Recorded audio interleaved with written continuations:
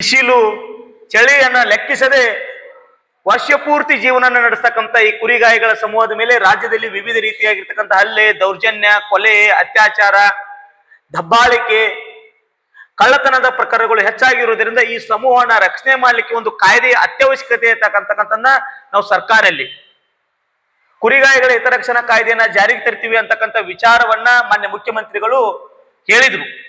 ಆದ್ರೆ ಇಲ್ಲಿವರೆಗೂ ಸಹಿತ ಕಾಯ್ದೆ ಆಗಿಲ್ಲ. ನಮ್ಮ ಬಾಗಲಕೋಟೆ ಜಿಲ್ಲೆಯ ಬಾದಾಮಿ ತಾಲೂಕಿನ ಉಗುಳವಾಡ್ ಗ್ರಾಮದಲ್ಲಿ ಏನು ಶರಣಪ್ಪ ಜಮ್ಮನಕಟ್ಟಿ ತೀರ್ಕೊಂಡ ಆ ಒಂದು ಸಂದರ್ಭದಲ್ಲಿ ನಮ್ಮ ಜಿಲ್ಲೆಯಲ್ಲಿ ಪ್ರತಿಭಟನೆ ಆಯಿತು ಮತ್ತು ಬೇರೆ ಬೇರೆ ಜಿಲ್ಲೆಗಳಲ್ಲೂ ಸಹಿತ ಪ್ರತಿಭಟನೆ ಆಯಿತು.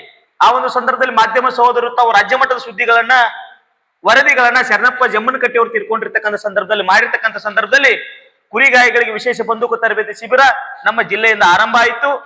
ಸರ್ಕಾರದಲ್ಲಿಯೂ ಸಹಿತ ಒಂದು ಮಸೂದೆ ಸಿದ್ಧವಾಗಿದೆ. ಆ ಮಸೂದೆ ಏನಪ್ಪಾ ಅಂತಂದ್ರೆ ಇಡೀ ಕುರಿಗಾಯಿಗಳ ಸಮೂಹಕ್ಕೆ ಸಂಬಂಧಪಟ್ಟಂತೆ ಅವ್ರ ಮೇಲೆ ಆಗ್ತಕ್ಕಂಥ ದೌರ್ಜನ್ಯ ಆಗಿರ್ಬೋದು, ಅವರಿಗೆ ಕಲ್ಯಾಣ ಕಾರ್ಯಕ್ರಮಗಳಾಗಿರ್ಬೋದು, ಅವರ ರಕ್ಷಣೆ ಆಗಿರ್ಬೋದು, ಇವುಗಳನ್ನ ಮಾಡ್ಲಿಕ್ಕೆ ಒಂದು ಮಸೂದೆ ಸಿದ್ಧವಾಗಿದೆ. ಈ ಮಸೂದೆಯನ್ನ ಈ ಏನು ವಿಧಾನಮಂಡಲ ಅಧಿವೇಶನ ಇವತ್ತಿಂದ ಏನ್ ನಡೀತಾ ಇದೆ, ಈ ವಿಧಾನಮಂಡಲ ಅಧಿವೇಶನದಲ್ಲಿ ಈ ಮಸೂದೆಯ ಬಗ್ಗೆ ಚರ್ಚೆ ಮಾಡಿ ಇದನ್ನ ಕಾಯ್ದೆ ರೂಪ ಕೊಡಬೇಕಂತೇಳಿ ನಾವು 19ನೇ ತಾರೀಕು ಏನು ಇದೇ ತಿಂಗಳು ಬರುವ ಮಂಗಳವಾರ 19ನೇ ತಾರೀಕು ಬೆಂಗಳೂರಿನ ಫ್ರೀಡಂ ಪಾರ್ಕ್ ನಲ್ಲಿ ಕುರಿಗಾಯಿಗಳ ನಡಿಗೆ ವಿಧಾನಸೌಧ ಕಡೆಗೆ ಅಂತಕ್ಕಂಥ ಘೋಷ ವಾಕ್ಯದೊಂದಿಗೆ ಕುರಿಗಾಯಿಗಳ ನಡಿಗೆ ವಿಧಾನಸೌಧ ಕಡೆಗೆ ಅಂತಕ್ಕಂಥ ಘೋಷ ವಾಕ್ಯದೊಂದಿಗೆ ಬೃಹತ್ ಪ್ರತಿಭಟನೆಯನ್ನ ಬೆಂಗಳೂರಿನ ಫ್ರೀಡಂ ಪಾರ್ಕ್ ನಲ್ಲಿ ಹಮ್ಮಿಕೊಂಡಿದ್ದೀವಿ.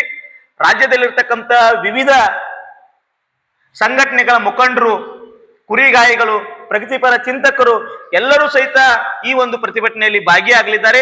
ಹಾಗಾಗಿ 2-3-4 ವರ್ಷ ಆಗಕ್ ಬಂತು ನಾವು ಸರ್ಕಾರಗಳ ಮೇಲೆ ಒತ್ತಡ ಹಾಕ್ತಾ ಬಂದಿದ್ದೀವಿ.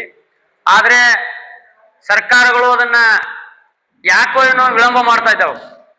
ಅದಕ್ಕೆ ದಯಮಾಡಿ ಕುರಿಗಾರರಿಗೆ ಆಗ್ತಾ ಇರ್ತಕ್ಕಂಥ ದೌರ್ಜನ್ಯವನ್ನ, ಈಗ ಕರ್ನಾಟಕ ರಾಜ್ಯದಲ್ಲಿ ಒಬ್ಬ ಕುರಿಗಾಯಿನ ಮಗ CM ಆಗಿರುವುದರಿಂದ ಕುರಿಗಾರರ ಕಷ್ಟ ಅವರಿಗೆ ಗೊತ್ತೈತಿ ಅಂತ ಭಾವಿಸಿವಿ ನಾವು.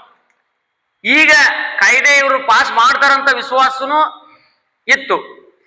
ಮೊನ್ನೆ ಅಧಿವೇಶನದಾಗ ಪಾಸ್ ಆಗ್ಬೇಕಾಗಿತ್ತು. ಯಾವುದೋ ಕಾರಣಕ್ಕೆ ಅವರು ಅದನ್ನ ಮುಂದಕ್ಕೆ ಹಾಕ್ಯಾರ.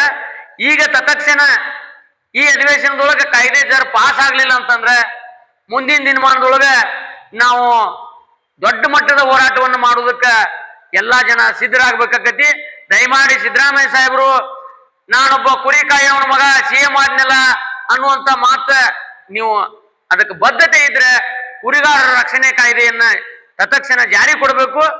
ಒಂದ್ ವೇಳೆ ಕೊಡ್ಲಿಲ್ಲ ಅಂತಂದ್ರೆ ನೀವು ಸಹಿತ ಬೇರೆಯವ್ರ ತರ ಕುರಿಗಾರರ ವಿರೋಧಿ ಅಂತ ನಾವು ಕನ್ಸಿಡರ್ ಮಾಡ್ಬೇಕಾಗತ್ತೆ.